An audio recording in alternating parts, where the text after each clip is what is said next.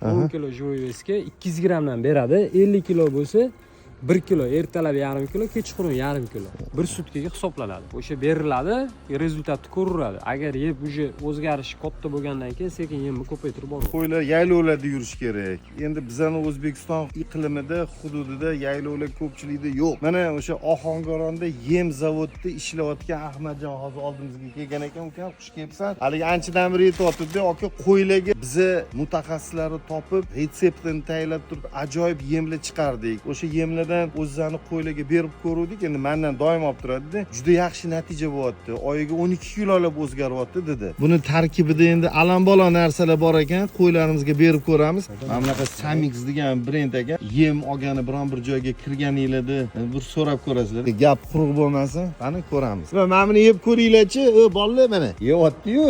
Haligi odatda ani qo'ylar o'rganmagan narsani yemaydi-da. Xohlasa mana ortilyapti.